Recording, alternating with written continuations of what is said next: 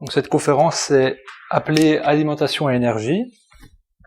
Le but c'est de présenter d'un bout à l'autre de la chaîne, c'est-à-dire de la culture jusqu'à la consommation de l'aliment, les différentes possibilités pour énergétiser l'alimentation, enfin les aliments plutôt. Il faut pas le voir comme quelque chose qui est complet, mais c'est plutôt un survol rapide pour présenter certaines techniques et donner envie ensuite de les approfondir. Et puis c'est de montrer que déjà depuis longtemps, surtout avec différentes techniques qu'on va pas appeler science, il est possible de dynamiser les aliments. Alors on va utiliser plusieurs termes pour énergétiser, ça va être auto-purifier, dynamiser, vitaliser, énergétiser, conscientiser, vibrer, harmoniser, transmuter, etc., etc.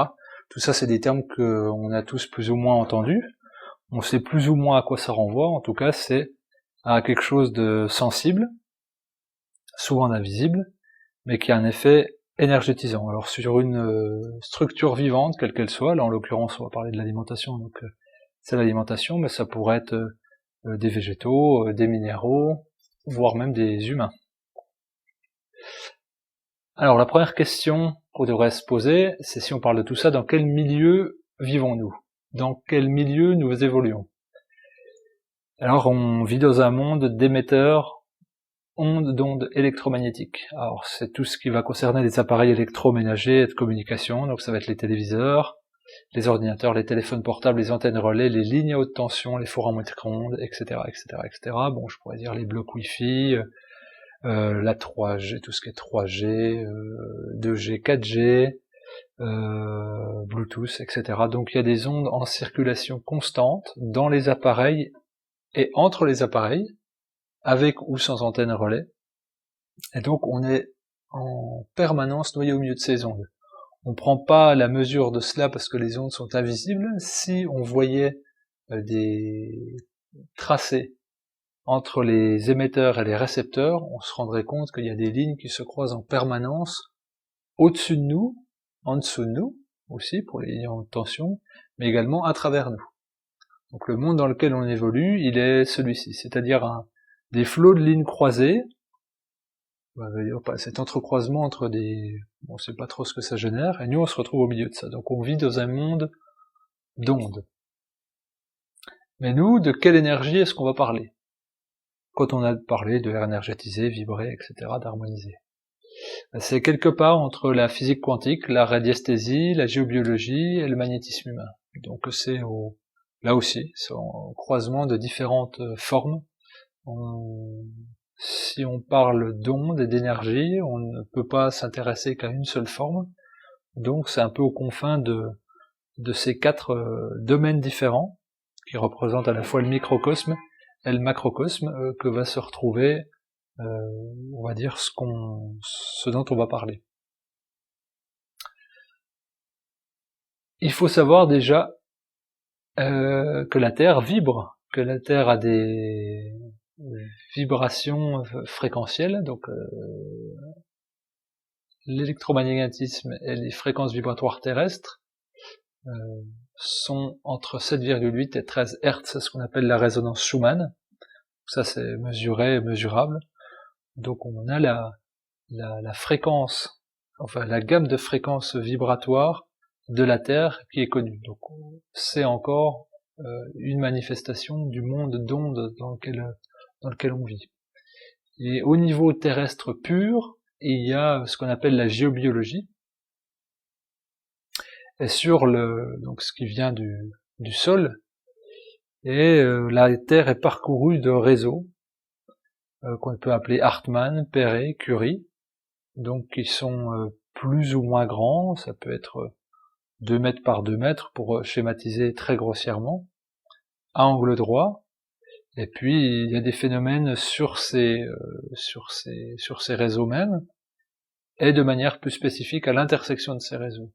C'est des points qu'on va dire géopathogènes pour certains, ou hautement vibratoires pour d'autres, donc ça on le sait, j'allais dire depuis que l'homme est homme, puisqu'il y a toujours des traces de la connaissance de la géobiologie terrestre, que ce soit avec les constructions humaine, c'est la première construction humaine, le fait de poser des dolmens, le fait de poser des menhirs, le fait de construire des lieux de culte païens au départ à certains endroits, le fait de construire des lieux religieux à d'autres endroits, le fait d'ériger des lieux religieux sur d'anciens sites païens.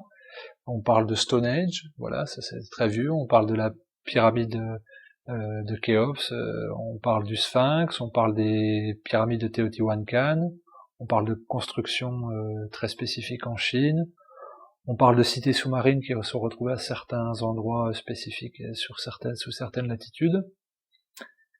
On parle de l'Iron Pillar en Inde, vers Delhi, enfin voilà, c'est tout, on va dire, c'est des constructions humaines qui ont 3, 4, 5, 6 000 ans, et qui sont à des endroits très précis. Et c'est pas anecdotique, on sait aussi que les Romains construisaient beaucoup, et même essentiellement là où il y avait des réseaux énergétiques terrestres importants. On sait que les Celtes tenaient compte de cela aussi. Voilà, on sait que les Incas, les Mayas, on sait que voilà, toutes les anciennes civilisations tenaient compte de ce magnétisme terrestre et construisaient, se développaient à partir de cela. Donc il y a une influence nette de ces réseaux Hartmann, Perret, Curie, et aussi des points d'intersection forts qu'on savait déjà identifier, avec des moyens plus ou moins scientifiques et des moyens plus ou moins empiriques. Au niveau du magnétisme humain, cette fois, en complément du magnétisme terrestre, eh bien, on a déjà codifié des choses depuis plusieurs milliers d'années. C'est ce qu'a fait la médecine traditionnelle chinoise avec les circuits de méridiens dans le corps, à travers la médecine d'acupuncture, donc à des trajets très complets, très complexes, qui parcourent tous les organes, et puis avérés depuis des milliers d'années aujourd'hui, parce que encore maintenant, on va dire même en Occident, les médecins acupuncteurs ont d'excellents résultats. Et puis toujours en Asie, mais plus mineur, on va dire cette fois, en Inde, où il y a eu le développement du travail autour des chakras, donc les 7 chakras principaux que l'on connaît, mais aussi les chakras secondaires, les dizaines de chakras secondaires, et puis aussi les courants de circulation énergétique appelés les nadis, par plusieurs milliers. Donc là aussi qui font appel à des canaux énergétiques, et à chaque fois avec une influence avec l'extérieur, donc le milieu environnant de l'humain, puisque pour prendre l'énergie de l'extérieur et l'envoyer à l'intérieur du corps humain. Donc ça c'était, on va dire, documenté depuis des milliers d'années, mais c'était vu par certains esprits occidentaux comme faisant partie d'une culture plus que d'une science. Et puis aujourd'hui, avec des appareils de mesure, beaucoup d'appareils d'Union soviétique, de Russie, pardon, on se rend compte qu'il y a une véracité de tout ce qui avait été décrit scrupuleusement il y a 3-4 000 ans dans les écrits sanscrits.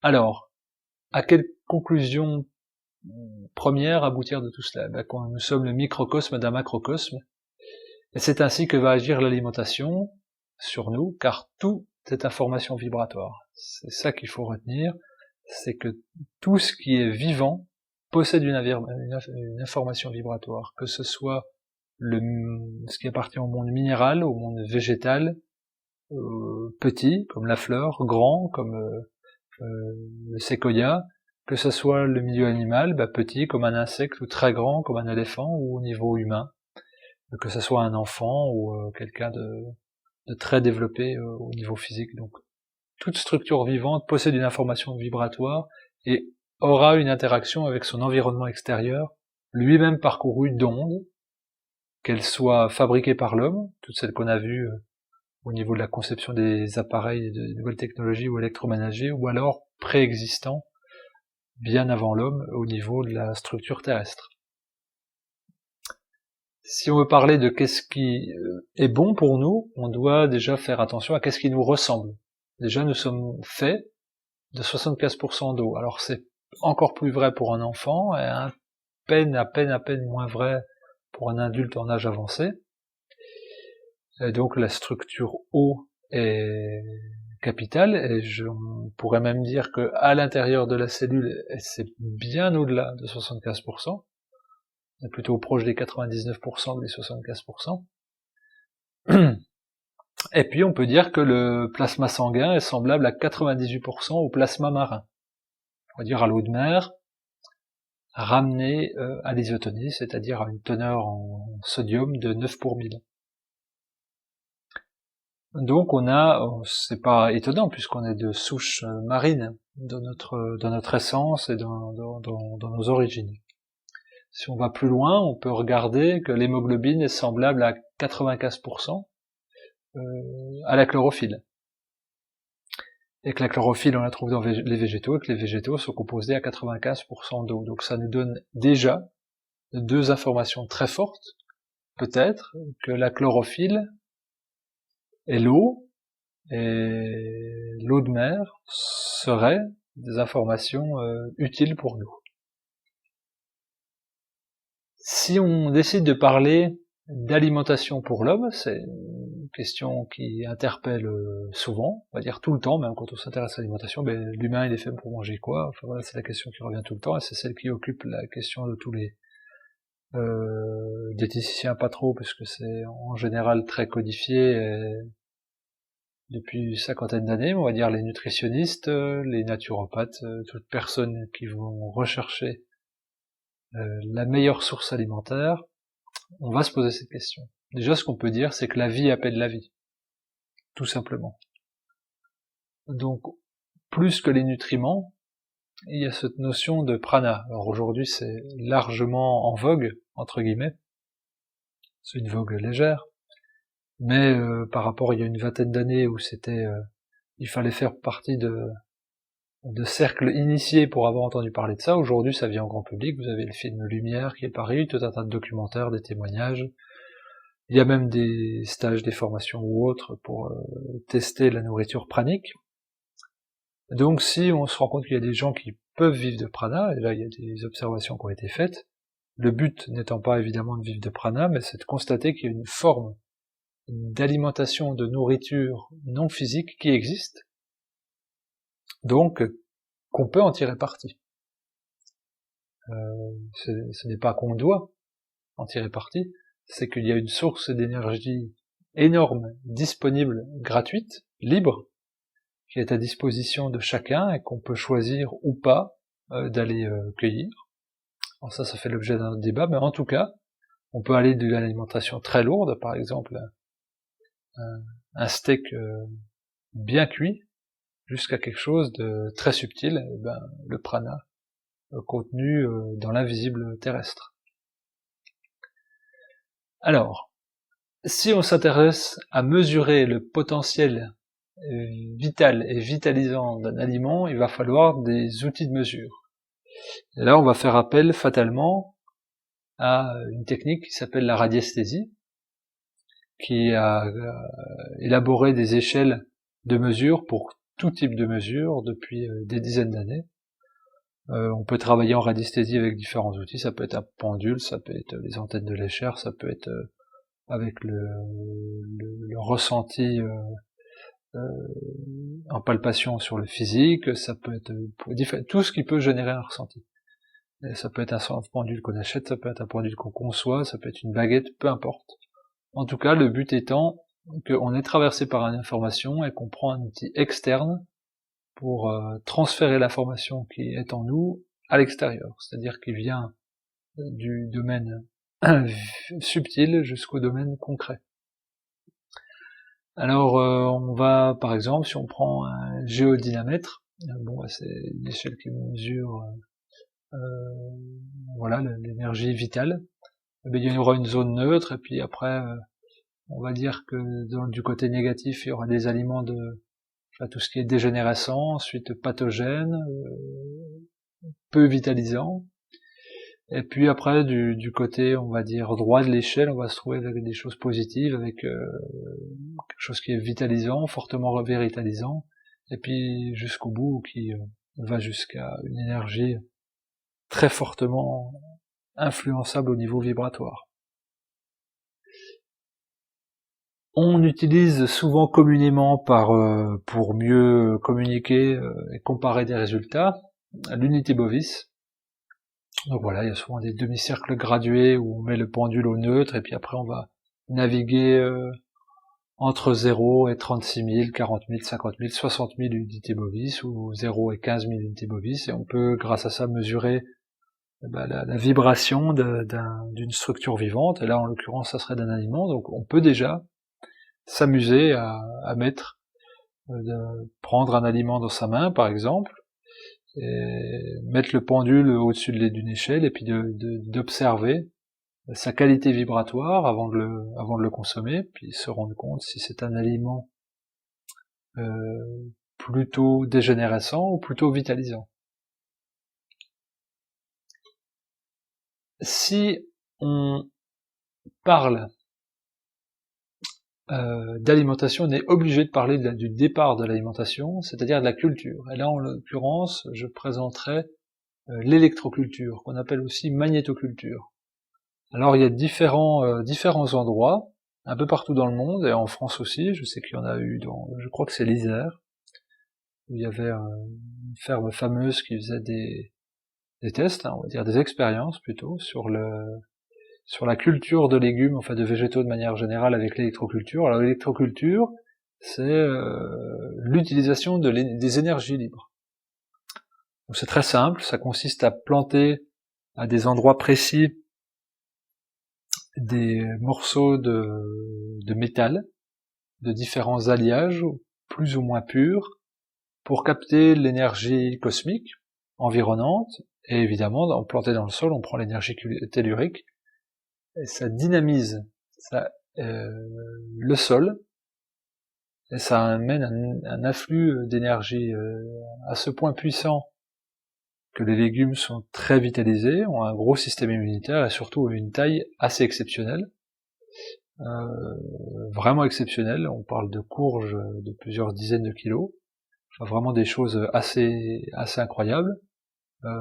Voilà, là il y a une photo qu'on peut trouver sur internet à côté du livre, c'est Électroculture énergie libre, c'est un Français qui l'a écrit, et puis on voit une carotte et puis une patate douce à côté, qui sont assez énormes. Voilà, c'est un ouvrage qui est paru il y a quelques années, qui reste malheureusement relativement méconnu, mais bon nombre de jardiniers seraient inspirés de le prendre, puisque ça éviterait de se fracasser des fois pour des légumes qui seraient un peu faibles ou des rendements moyens. Là, c'est juste quelques connaissances à avoir en radiesthésie, si on les a pas, on fait venir un radiesthésiste ou un géobiologue, et puis quelques tiges de métal. En plus, on peut jouer sur les alliages, on n'est pas obligé de mettre de l'or, hein, c'est pas très loin de là, donc il s'agit juste de capter, d'avoir une antenne réceptrice et de ramener ça au sol. Et donc toutes les expériences faites avec ce système-là fonctionnent. Le livre en lui-même n'est pas exceptionnellement épais parce que les protocoles sont assez simples. Il revient simplement sur les notions théoriques de comment ça fonctionne, et puis après l'application est assez simple, il s'agit de jardiner. Alors après on pourrait le coupler avec une autre forme d'influence extérieure qui est jardiner avec la Lune, enfin les possibilités de mixer les interactions énergétiques sont énormes, mais là au moins parler, évoquer, prendre conscience qu'on peut cultiver par l'électroculture. Et il y a une autre forme de culture qui existe, mais là c'est plus des particuliers, ça n'a jamais été exploité, c'est les ondes de forme. La dynamisation par pyramide, c'était très en vogue dans les années 70-80, il y a eu un énorme creux, je sais pas si ça revient actuellement, en tout cas c'est très intéressant. Le principe de la dynamisation par pyramide, c'est que c'est une onde de forme amplifiée par les proportions. L'orientation et la qualité des matériaux. Alors si vous utilisez par exemple une pyramide en cuivre avec des proportions équilatérales par exemple, et tournée vers le nord, magnétique, vous aurez plus de résultats qu'une pyramide faite en carton, non orientée au nord magnétique, et qui soit simplement isocèle, par exemple. Là où vous aurez le plus de résultats au niveau de la culture, c'est au premier tiers, en partant de la base de la pyramide, là où on appelle la chambre du roi. Donc c'est pas pour rien si on appelle cet endroit la chambre du roi, parce qu'évidemment c'est là où sont embaumés les pharaons, ce qui vous laisse tout un tas d'éventails d'interprétations possibles quant à savoir pourquoi on érigeait des structures pyramidales et pourquoi on mettait à cet endroit précis les pharaons. Ça c'est un autre débat, mais évidemment on peut pas simplement dire qu'il y a des gens qui ont bossé des dizaines et des dizaines d'années juste pour faire des tombeaux. Ça va au-delà de ça, c'est très simple à réaliser, les expériences sont très faciles à faire, c'est-à-dire vous fabriquez une pyramide simplement avec les côtés, en 3 dimensions, vous l'orientez vers le nord, et à l'intérieur de cette pyramide, vous mettez un groupe test par exemple de fruits que vous avez achetés en même temps, peut-être 4-5 pommes sous cette pyramide, et 1 mètre plus loin, vous mettez 4-5 pommes que vous mettez pas sous cette pyramide, et vous observez ce qui se passe. C'est toujours le meilleur moyen de se rendre compte s'il y a une influence ou pas. Donc c'est un excellent mode à la fois de conservation et de dynamisation. Il y a des expériences qui ont été menées sur le fait d'aiguiser des lames de rasoir sous les pyramides, sur le fait de dynamiser de l'eau, faire pousser des graines germées. On peut faire tout un tas d'expériences. En fait, dès l'instant qu'il y a quelque chose qui est vivant, on peut utiliser cette structure pyramidale. Moi, je la trouve très intéressante parce que facile à concevoir. Et puis, on peut imaginer des structures plus grandes pour les mettre carrément dans des jardins et mettre des légumes dessous, ce qui s'est déjà vu. Lorsque j'étais en Inde il y a plusieurs années, j'avais rencontré justement quelqu'un qui enseignait le jeûne, l'alimentation vivante, et lui, depuis des années, il construisait des appartements, entre guillemets, hein, des appartements indiens, on va dire plutôt des chambres, avec une structure pyramidale. Donc voilà, pour que les gens dorment dessous. Alors, on va parler maintenant de l'eau dynamisée. On peut pas parler d'eau dynamisée sans évoquer Marcel Violet. Alors, Marcel Violet, lui, il a observé le fait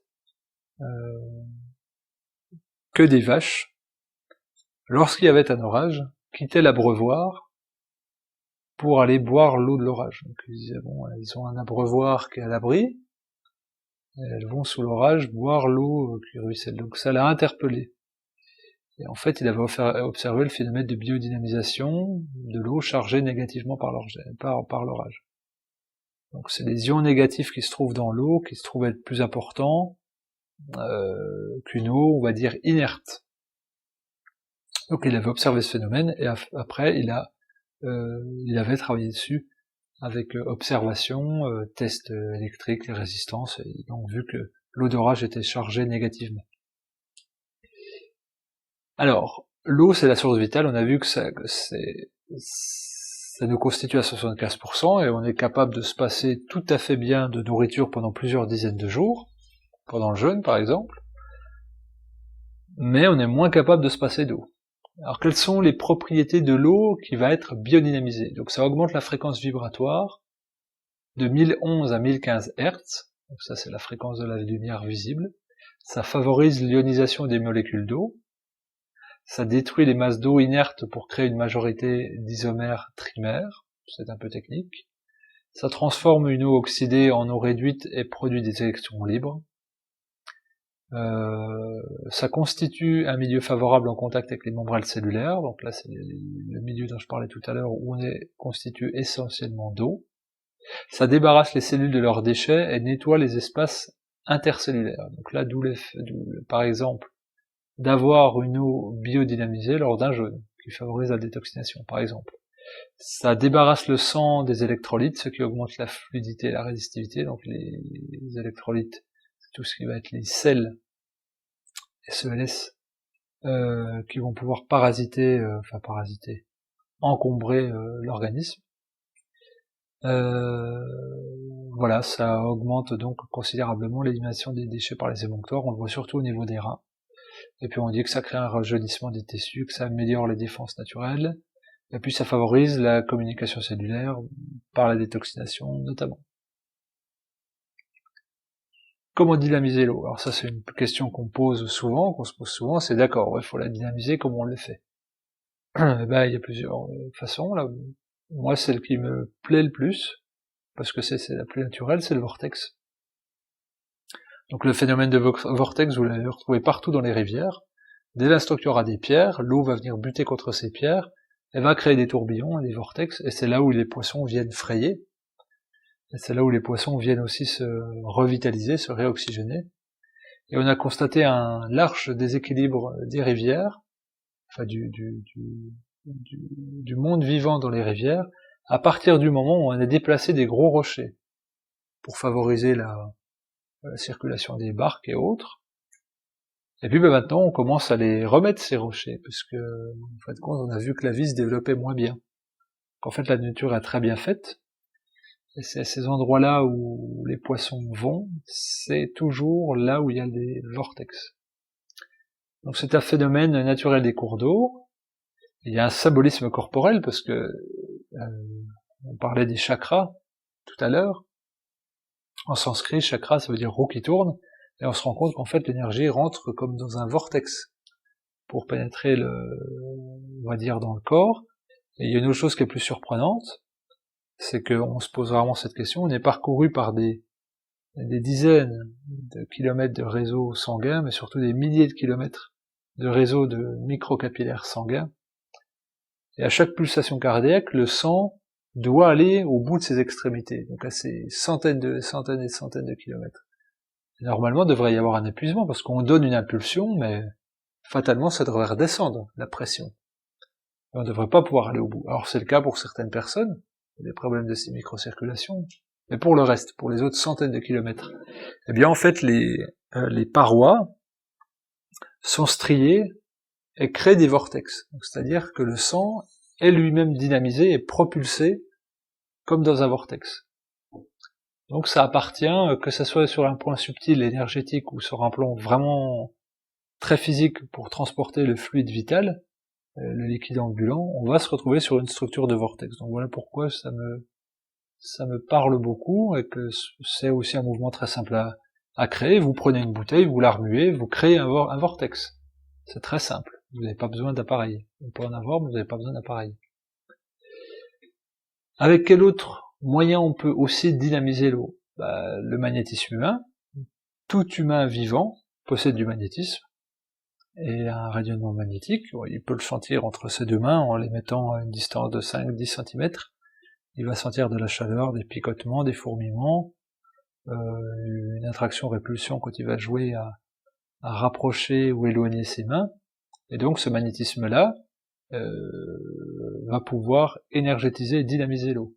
C'est ce que font aussi certains magnétiseurs après chaque de leurs patients, en magnétisant l'eau pour leur donner. Or c'est très bon pour les pathologies digestives ou les maux de gorge, voilà, c'est connu depuis là aussi des millénaires. Donc le magnétisme humain qui n'est pas réservé évidemment qu'aux magnétiseurs, mais à tout humain, puisque tout humain, on l'a vu au départ, est parcouru de magnétisme. On va faire un focus sur les travaux de Masaru Emoto, donc le chercheur japonais, disparu il y a 2 ans je crois, qui a beaucoup travaillé sur la mémoire de l'eau et la cristallisation sensible de l'eau. Donc lui, il avait remarqué qu'en influençant l'eau d'une manière ou d'une autre, sensible plus ou moins, on pouvait modifier sa structure, la structure de ces cristaux. Donc lui, il a d'abord travaillé sur la pollution, ensuite sur les mouvements des courants, sur les matériaux dans lesquels l'eau était acheminée jusqu'au robinet, puis il allait vers du plus dur jusqu'au plus subtil, en passant par la musique, le bruit, pour arriver jusqu'à la pensée. Et ces recherches ont été validées, et quand les expériences étaient menées par des scientifiques, elles étaient toujours validées, c'est que l'eau changeait sa structure au niveau de ces cristaux, la composition de ces cristaux, selon l'influence qu'on allait exercer. Les travaux les plus significatifs, c'était avec la pensée, c'est-à-dire d'avoir une pensée différente, ou de dire le mot amour, enfin, c'était ce qui était le plus connu, ou le mot guerre, et puis on voyait la déstructuration ou la restructuration de l'eau. Alors les applications sur l'eau, à travers cela, c'est sur l'application sur l'alimentation. Pourquoi elle serait intéressante? elle serait intéressante parce que la plupart des aliments ne sont pas naturels. On va dire, si on parle d'alimentation, on s'intéresse à cette conférence, c'est qu'on sait que l'alimentation bio est de très loin la meilleure forme d'alimentation. Mais, qu'est-ce qui est produit majoritairement on va dire à plus de 95%? Une alimentation qui n'est pas naturelle, qui a subi une croissance forcée, à laquelle on a soumis des substances toxiques et des engrais, différentes formes de pesticides, de fongicides, d'éléments antibactériens, tout ce qu'on veut, la pollution de l'air, la pollution de l'eau, la carence des sols, bref, les aliments qui poussent majoritairement sur la planète qui nous accueille sont non naturels. Donc possèdent une qualité énergétique et une vitalité très basse. Donc ça vient plutôt amener à diminuer notre propre vitalité, notre propre énergie. Donc évidemment que l'eau aura quelque chose d'important. Et puis il y a quelque chose aussi qu'on peut mesurer, qui est souvent négligé, c'est le danger des codes barres, puisque les codes barres sont une information, et qui déstructurent les molécules d'eau, qui déstabilisent l'équilibre énergétique des aliments lors de la lecture en caisse. Donc à chaque fois que vous allez avoir un code barre à poser sur un aliment, sa fréquence vibratoire va baisser, et alors que ça va passer en caisse, l'équilibre énergétique des aliments va être fragilisé. Donc c'est une chose aussi à savoir. Alors, on va revenir spécifiquement à l'alimentation. De quelle alimentation parle-t-on? Alors je vais m'appuyer sur les travaux d'Edmond Bordeaux Esquezli. Donc lui c'était journaliste, historien, traducteur tchèque, il parlait tout un tas de langues, et il s'est intéressé à deux choses dans sa vie, très occupé, avec toutes ses passions et ses engagements, c'était l'alimentation santé, et la religion, notamment les Esséniens. Il a participé aussi à la lecture de textes avec des jésuites, et puis sur les manuscrits de la mer Morte, et puis il s'est impliqué assez fortement dans des centres d'alimentation santé, d'alimentation vivante. Alors lui, il a classé les aliments en 4 catégories, du plus nocif au plus, on va dire, presque curatif, au plus bienfaisant. Donc ça allait de l'aliment biocidique, celui qui détruit la vie. Donc ça, c'est toute forme de nourriture dite industrielle, modifiée et dévitalisée, c'est-à-dire les produits raffinés, les produits qui n'ont plus rien de vivant, les produits secs sur lesquels on va dire des aliments cultivés avec pesticides, mis des agents chimiques, des conservateurs, transformés en usine, ce qui constitue un bon paquet d'alimentation de l'individu lambda. Ensuite, il a dit les aliments biostatiques, c'est ceux qui ralentissent la vie. Donc là, c'était tout ce qui était aliments, par exemple, frais, mais conservés depuis longtemps, puis avec des pesticides, ou alors des produits, tout ce qui était congelé, puis pareil, pas de bonne qualité alimentaire, légèrement transformés. Ensuite, il y a des aliments bioactifs, ceux qui maintiennent la vie. Donc là, ça va être les produits bio, mais qui seront stockés depuis un moment, les végétaux, la viande crue, enfin, tous les produits animaux crus, on va dire les céréales fraîches, voilà, c'est tous ces aliments-là. Puis enfin, surtout, ce qui est important, c'est les aliments biogéniques. Donc là, ça concerne une petite catégorie d'aliments, ça va être les graines germées, les pousses, les produits de la ruche, et les aliments extrêmement frais qu'on cueille et qu'on mange tout de suite crus. Ça, c'est les algues aussi, le pollen, enfin, j'ai dit les aliments de la ruche. Et on peut mesurer ça avec un outil radiesthésique qui s'appelle l'indice biovital. Donc pareil, c'est une échelle avec un demi-cercle segmenté en 4 parties, donc avec les aliments biocidiques, les aliments biostatiques, les aliments bioactifs et les aliments biogéniques.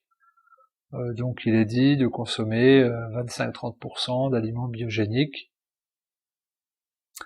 Ensuite, une très très grande majorité d'aliments bioactifs et éventuellement des aliments biostatiques, mais évidemment pas d'aliments biocidiques. Et on se retrouve souvent avec des proportions inversées. Comment dynamiser ou comment redynamiser les aliments?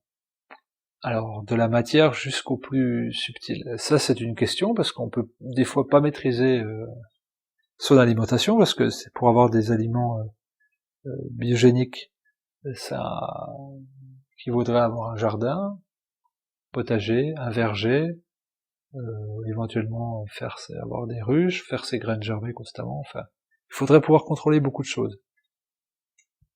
Ce qui est évidemment pas le cas pour la plupart des individus, donc il faudrait au moins pouvoir compenser, je dis pas arriver au même niveau, mais compenser en améliorant la structure énergétique des aliments qu'on va ingérer. Comment le faire? Donc là, j'ai classé différents outils, du plus dense jusqu'au plus subtil. Il y a tout ce qui va concerner les ohms et les plaques, l'orgone, la faïence, les octogones, etc. Donc les plaques de dynamisation, c'est-à-dire c'est des outils qui ont été créés généralement par des passionnés de radiesthésie, ou qui ont trouvé des éléments vibrants et qui se sont contentés de les transformer en plaques avec des procédés plus ou moins complexes, quelquefois très très très très complexes. Et puis on place les aliments dessus et ça les dynamise. Mais aussi on peut pouvoir les cultiver. Il y a des personnes qui construisent des ohms, voilà, dans les jardins pour faire pousser certaines choses, des octogones, on va dire des faïences dynamisées. Voilà, tout un tas d'outils plus ou moins complexes, plus ou moins farfelus des fois, mais en tout cas ça existe. On va dire que les plaques, c'est ce qui est le plus connu. En France, c'est beaucoup en Alsace, qui est une terre très fertile pour les radiesthésistes, où il y a eu le plus de recherches entreprises. Bon, c'est partout en France évidemment, mais on remarque que il y a eu beaucoup de procédés qui ont été inventés là-bas, beaucoup de tests qui ont été réalisés, puis beaucoup de choses validées, que ce soit pour dynamiser l'eau, les aliments, les fruits, les légumes, etc. Ou même des fois des supports de cuisson, comme peut l'être le vitaliseur de Marion, qui est construit fabriqué à partir du nombre d'or. Voilà, ce sont là c'était plus la cuisine, mais on va dire pour la conservation et puis la dynamisation des aliments, c'est plutôt les plaques. Il y a aussi ce qu'on appelle les pyramides et les générateurs pyramidales à accumulation. Donc là, ça aussi des plaques. En général, il y a 16 petites pyramides et puis on pose une tablette dessus sur laquelle on va poser les aliments. On pose des aliments directement dessus. Ça aussi, en radiesthésie, les résultats montrent des choses assez intéressantes. Et puis là, on passe de la structure matérielle à la structure plutôt visuelle, avec la géométrie sacrée et les ondes de forme. Donc là, c'est connu aussi depuis des millénaires, parce que si on parle des ondes de forme, on est obligé de parler de la fleur de vie. La fleur de vie, les plus anciennes formes qu'on a retrouvées, c'est, je crois, sur le temple d'Abydos, il y a plusieurs milliers d'années, avec une gravure extrêmement précise, aussi précise qu'au laser, donc on sait toujours pas comment elle a été inscrite, gravée sur ce temple. Néanmoins elle est là, donc on sait que la fleur de vie existe depuis plusieurs milliers d'années.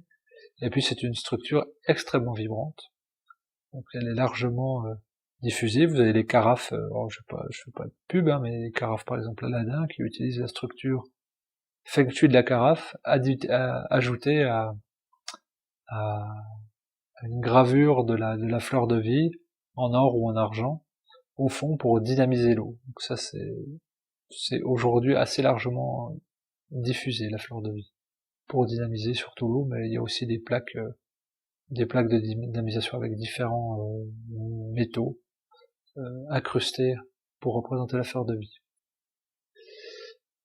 Alors la fleur de vie en détail, c'est un symbole ésotérique qui décrit la géométrie sacrée, donc dans laquelle est intégré les solides de Platon, le phi, le pi, et qui représente les mouvements originels de Dieu pour créer l'univers. La fleur de vie, elle reproduit les processus naturels, comme les mitoses cellulaires, le mouvement du soleil et des planètes. on peut dire, dans la traduction hermétique, en elle est inscrite le temps. Pour les Égyptiens, Dieu s'est mis en mouvement à partir d'un point central conceptuel, ce qu'on appelle l'œil d'Horus, d'où la fleur de vie, sa création, est sortie. Il le fit en se projetant au dehors de lui-même. Donc c'est pour ça que je parlais du temple d'Abydos, la fleur de vie est une structure très sacrée pour les Égyptiens, dans le sens où il y a tout au, plus que l'onde de forme elle-même, il y a aussi tout un concept philosophique derrière.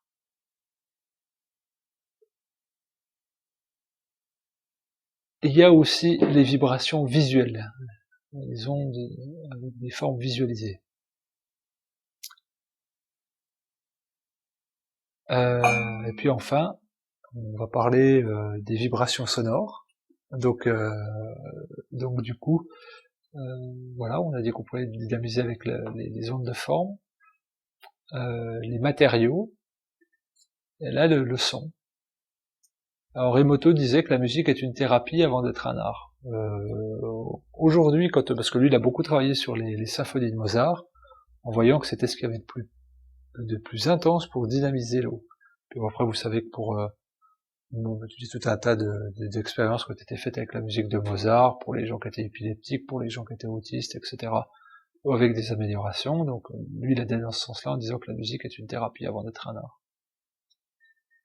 On pourrait rajouter que dans ses travaux, Emoto a fait écouter par exemple des musiques que ce qu'on appelle le black metal, le death metal, à de l'eau, et que l'eau se déstructurait complètement. Alors évidemment, une personne qui va écouter 4-5 heures par jour cette musique va déstructurer 75% de sa composition, et au contraire, quelqu'un qui écoutera 4-5 heures de Mozart par exemple, enfin de musique dynamisante, va favoriser sa construction interne.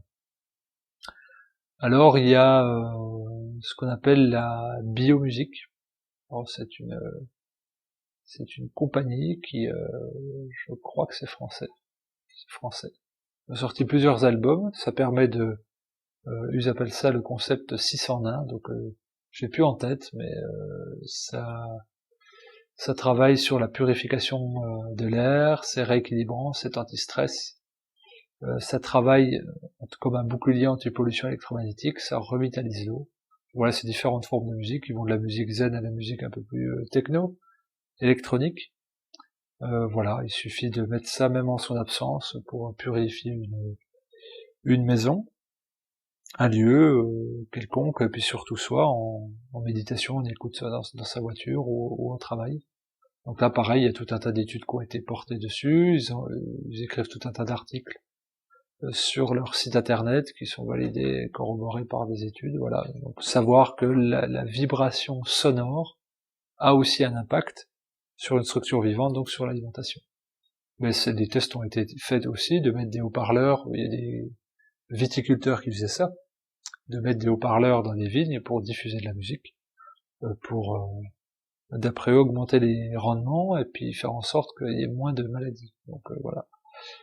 En général, le viticulteur est quelqu'un de pragmatique et qui peut perdre très cher sur une mauvaise récolte, donc si c'est fait, c'est que il y a un intérêt. Enfin, la dernière façon de dynamiser l'alimentation, la plus subtile, on a dit qu'on allait du moyen le plus dense au plus subtil, et ben c'est la pensée, c'est l'intention, et là, pour prouver ça, je vais prendre l'endroit où on fait le plus d'expériences scientifiques, le CERN, donc avec l'expérience de l'électron. Donc là, c'était à partir de c'est pas que l'accélérateur de particules, là c'était une expérience qui est rapportée, c'est des chercheurs qui observaient la présence d'un électron avec différents appareils d'observation.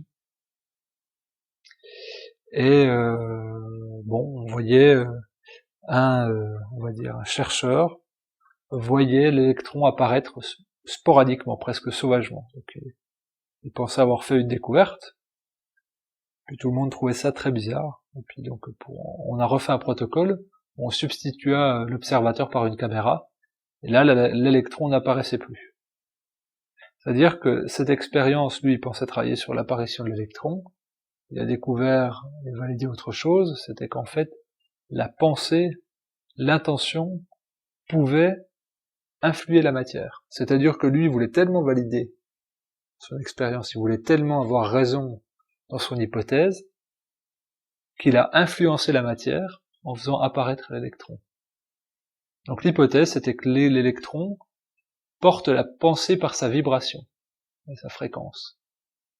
Et ça, c'est tout le principe de l'électromagnétisme. L'eau agit de même. Si vous regardez le documentaire La mémoire de l'eau, vous remarquez que la conclusion, c'est que l'eau est porteuse d'informations. C'est ce que le prix Nobel de médecine Montagnier, chercheur français, a validé aussi. Aujourd'hui, il est parti au Japon exercer ses recherches. Et puis c'est ce que Benveniste aussi a fait il y a 20-30 ans, à travers ses recherches. Recherches très discutées, très controversées, mais aujourd'hui validées. Je dirais tristement validées parce que ça l'a amené à la mort. Le fait de ne pas avoir été écouté. Et aujourd'hui, on se rend compte que oui, on peut reproduire tout un tas d'expériences, on arrive aux mêmes conclusions. On arrive aux mêmes conclusions que Hahnemann lorsqu'il a créé l'homéopathie.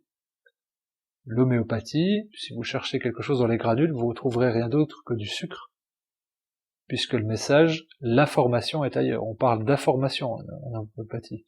On informe le remède, mais le remède en lui-même ne contient pas de données physiques propres. Il contient une information qui va travailler de manière vibratoire dans l'individu. Et bon, les travaux d'Hahnemann, ils ont plus d'un siècle aujourd'hui, donc on va dire que c'est accessible depuis longtemps. Si on ne souhaite pas être convaincu, ou si on n'est pas convaincu par ce qui vient d'être dit, il y a une expérience toute simple à faire. Si on a 30 centimes d'euros à perdre, si on a 5 minutes par jour à perdre, et si on a, on va dire, des principes rigoristes à perdre, on peut essayer cette expérience, qui s'appelle l'expérience du riz d'Emoto.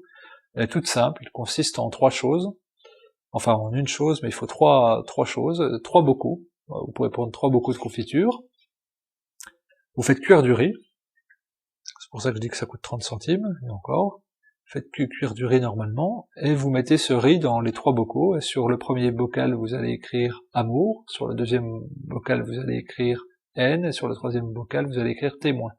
Le bocal témoin, vous le laissez de côté, vous n'en tiendrez pas compte durant toute l'expérience. Sur le bocal où il y a marqué amour, tous les matins, vous allez mettre des pensées d'amour, éventuellement parler avec des mots d'amour à ce bocal, et vous ferez la méthode inverse pour celui où il y a marqué haine. Si vous en avez des pensées de colère, des pensées noires, plutôt que de les déverser sur quelqu'un, déversez-le sur ce riz innocent. Et vous répéterez l'opération 1 ou 2 fois par jour, et vous observez, et vous constatez, vous vous contentez de constater ce qui se passe. Je pense que c'est une expérience, même les plus sceptiques devraient faire cette expérience. Au pire, on perd rien d'autre que des illusions, ou du temps. Et au mieux, c'est toute notre vie et toute la conception qu'on a sur la vie qui s'en trouve changée. Une fois qu'on a constaté ça, évidemment, vous doutez bien que le riz sur lequel il est marqué haine pourrit, sur lequel il aurait été témoin diminue un peu plus lentement, on va dire, se dégrade normalement, et celui sur lequel il est marqué amour est stérilisé, et donc n'est pas pourri. Et donc faire cette expérience, c'est s'offrir une nouvelle vision sur le monde et sur la vie, qui n'est plus que physique, qui n'est plus que bête et méchante, et je dirais presque et après responsabilisante. À chaque fois qu'on aura quelque chose de vivant en face de nous, un végétal, un animal ou un humain, on s'autorisera plus de la même façon à avoir de mauvaises pensées. Puisqu'on saura que ça influence vraiment les choses, et on n'autorisera plus les autres non plus à avoir de mauvaises paroles ou de mauvaises pensées envers nous, parce qu'on sait ce que ça affecte au niveau de nos 75% d'eau et de nos 99% d'eau au niveau cellulaire. Et donc c'est une expérience qui change la conception de la vie, et qui devra être faite dans toutes les écoles. Alors pour finir, quelques références, on va dire pour aller plus loin, pour comprendre d'autres choses. Tout d'abord les travaux de Jacques Benveniste, on lui doit au moins ça, vu la torpeur dans laquelle il a été mis, donc tous les travaux de Jacques Benveniste, son ouvrage Ma vérité sur la mémoire de l'eau, les travaux de Jacques Collin, L'au-delà de l'eau, de l'autre côté du miroir de l'eau. Il a aussi écrit L'insoutenable vérité de l'eau, et aussi L'eau, le miracle oublié. Les travaux de Masaru Emoto, évidemment, Le miracle de l'eau, Le pouvoir guérisseur de l'eau, le volume 1, le volume 2. Nadette Haas, Purifiez votre eau de table, la santé à 100%, voilà un livre intéressant. Le livre de Jean-Luc Carrado, Eau dynamisée, au pluriel. Yann Oliveau qui est un chercheur français qui a beaucoup écrit, notamment un livre La nature de l'eau, je crois que c'est 300-400 pages. Voilà, il y a un documentaire aussi de Rodolphe Forget qui s'appelle L'eau, la médiatrice.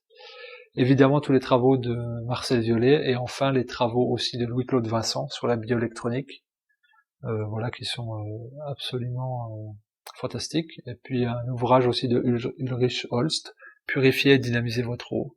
Voilà, avec ça fait pas mal. Enfin oui, je voulais, vu que j'ai parlé d'électroculture, c'est un ouvrage écrit par deux mains, Maxence Laillé et Roland Verlaine, Électroculture à énergie libre, voilà, pour aller vraiment dans tout ce qui était culture. Il y a de quoi faire, il y a beaucoup de choses qui sortent, il y a beaucoup d'universitaires qui travaillent et qui font lien entre tout ce qui est physique quantique et eau, parce que la physique quantique permet d'expliquer beaucoup de choses sur l'eau. Il y a un chercheur, je crois qu'il s'appelle Marc Henry, à l'université de Strasbourg aussi, qui fait des travaux assez remarquables sur l'eau, qui donne beaucoup de conférences, qui fait beaucoup d'interviews radio, parce que c'est rare qu'on interviewe ces gens-là à la télé, alors que c'est un monde que je trouve fantastique. C'est très technique, mais en même temps, quand on nous l'explique, ça paraît très simple, et puis c'est des applications quotidiennes, concrètes et immédiates qu'on peut avoir. Donc ça vaut le coup de se renseigner dessus, parce que ça ouvre la porte à d'autres champs de réflexion et d'application. Ici on a parlé surtout d'alimentation, mais c'est sur l'ensemble du monde vivant qu'on peut agir.